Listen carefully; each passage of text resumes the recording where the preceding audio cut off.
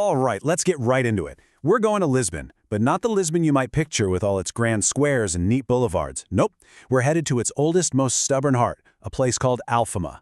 And this isn't just any old neighborhood. It's like stepping inside a living time capsule, a city within a city that has this incredible story of survival. You know, this quote from our source material just nails it. It perfectly captures that feeling of awe when you realize you're not just in an old part of town, you're somewhere that has just stubbornly refused to be erased from the map. And this is where you really see the split. After this one cataclysmic event, most of Lisbon was rebuilt as a modern, logical grid. But Alfama, it stayed a stubborn, beautiful maze. And that single fact is the key to understanding, well, everything that makes it so unique. So how did that even happen? How did one neighborhood get frozen in time while the rest of the city was completely reborn? Well, the answer lies in a single, terrifying day back in the 18th century. Okay, picture this. November 1st, 1755.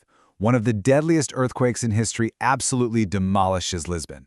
The ground splits open, a huge tsunami surges up from the river, and fires break out everywhere. The city was basically rubble. But here's the thing. Alfama was the exception. It survived because it sits on this massive, solid bedrock hill that just absorbed the shockwaves. It wasn't luck. It was pure geology. So because Alfama survived, its original street plan did too. And that plan is, to put it mildly, confusing. But what seems like a flaw to us today was actually a brilliant feature. Honestly, walking through Alfama feels like it's designed to get you lost. The streets twist and they climb. You find yourself in these incredibly narrow alleys they call becos. I mean, sometimes they're barely wide enough for two people. Staircases just pop up out of nowhere, and hitting a dead end is a totally common surprise. In a world of predictable grids, this feels wonderfully, intentionally random. So how do you find your way? Forget about your phone's GPS. The locals have a much simpler system. If you want to get to the castle at the top of the hill, just walk uphill. And if you're looking for the river, well, just walk downhill. That's it. It's an intuitive system, not a logical one. And this is the why behind the maze. This layout is absolutely not an accident. It's a deliberate design left over from the Moors, who ruled here for more than 400 years. They built these winding streets for defense, and the narrow alleys for shade, a classic feature of North African cities. The design itself actually outlasted their rule.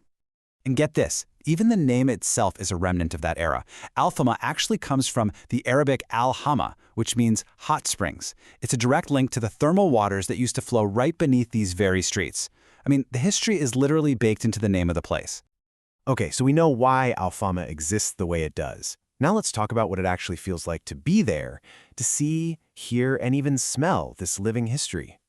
Visually, it's just stunningly authentic. The houses are this faded yellow and white, their colors softened by centuries of sun. And you see laundry lines stretching between every balcony, a constant fluttering sign that this is not a museum, it's a home. Chipped tiles tell stories, and that sea of terracotta roofs isn't some modern design choice, it's a tradition, cascading down the hill just like it has for generations. It just feels so deeply, beautifully lived in. But then night falls, and a new sound starts to drift out from the doorways of little restaurants and bars. It's the sound of fado, the soul music of Portugal. In Alfama is its birthplace. At the heart of fado is this feeling they call saudade. This quote captures it perfectly. It's a deep, melancholic longing for something you can't quite name. It's a mix of nostalgia, love, loss, and yearning, all poured into a song. And fado wasn't born in some grand concert hall. It was born right here, in these very streets, sung by the families of sailors and fishermen. It was their way of turning all that anxiety and grief into something powerful, something raw and beautiful. But fado isn't the only iconic sound here. If you listen closely, you'll hear the screech and rattle of the little yellow tram 28. It's literally a working piece of history, somehow squeezing its way through impossibly narrow streets, filled with locals and tourists side by side. And finally, the smell. Oh, the smell. Especially in the summer, the air is filled with this unmistakable, delicious aroma of grilled sardines. People set up little charcoal grills right on the pavement. It is the signature scent of Alfama, no question. Woven into all of these sights and sounds and smells are the landmarks, the great stone survivors that have watched centuries of change unfold and really serve as the neighborhood's historical anchors. And this gives you a great snapshot. You've got the Sé de Lisboa, the city's main cathedral, built directly on top of the main mosque, a really clear symbol of conquest. Then up at the top of the hill, the Castelo de São Jorge, which started as a Moorish fortress. You've got rare survivors like the Casa dos Picos and living traditions like the Feira de Ladra, one of the oldest flea markets in Europe. Each one tells a part of Alfama's story of just holding on. So let's bring this all together. What's the big takeaway here? Why does this ancient maze even matter in our modern world?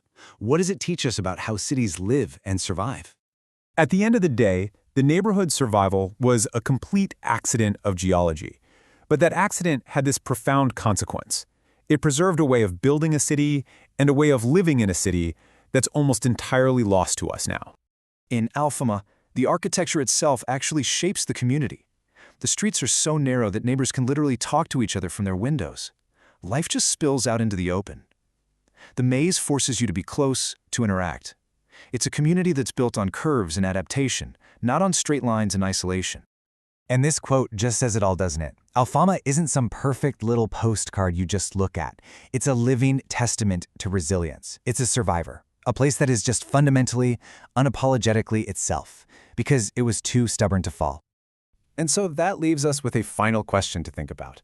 As our modern cities become more and more planned, more efficient, more orderly, what essential human element, what sense of community and spontaneous life do we risk losing when we pave over the maze?